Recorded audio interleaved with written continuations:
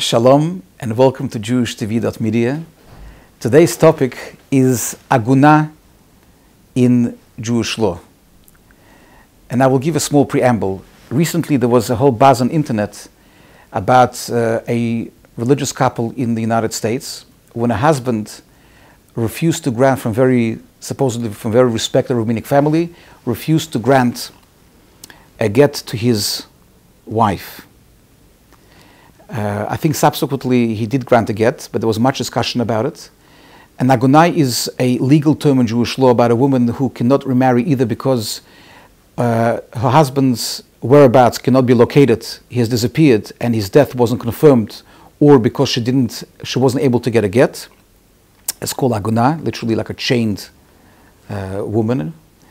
And the question came up, is it right that in Jewish religion such a thing can happen, that a person can use a get for their own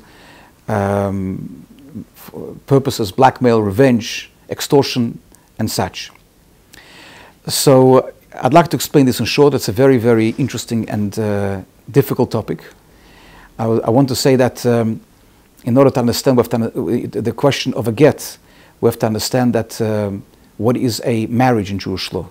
When a couple gets married under chuppah, a very powerful bond, a spiritual bond is created that is so powerful and so strong that it cannot be broken except through the death of one of the parties or through a get, a Jewish religious divorce given by an expert beis din.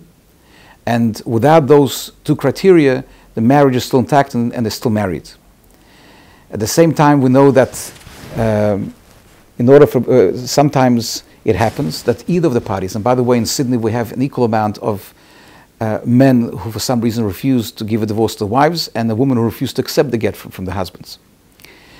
The question is asked, how is it possible that such a thing could be allowed? So first we must say that rabbis don't create and make Jewish law.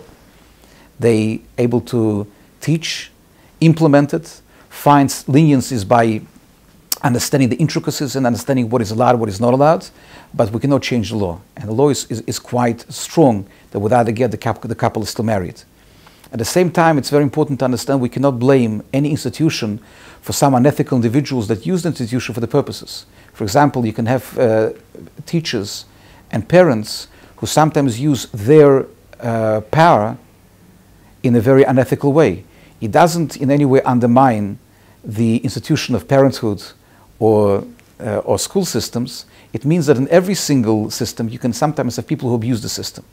And the same thing within Judaism. It's not the fault of the religion and the fault of the get law, halacha, but it's the fault of people that are using that law for the purposes, as I said before, either for revenge, for extortion, for blackmail, and as such. What can we do about it? The most effective method which is being used, and it was used successfully here in Sydney, is to be able to use social sanctions. We had a case a number of years ago when there was a husband who was refusing to give a get to his wife, and after the Beth Din has issued a ruling and was still procrastinating, the Beth Din, the Jewish court of Sydney, has issued a public email, an announcement that this person is a mesarev, is refusing to give a get to his wife. He cannot be invited to people's homes, he cannot be given jobs, given an aliyah, a call up in a synagogue, count a part of the minyan, and any other acceptance into the Jewish community, and 2 weeks later he has given the get. We hope and pray that the Torah should inspire us to be able to never to resort to anything unethical in order to be able to undermine other people, to be able to disadvantage other people, and only to make our lives happier and better.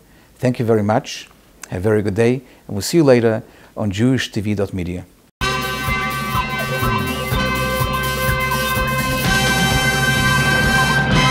JewishTV.media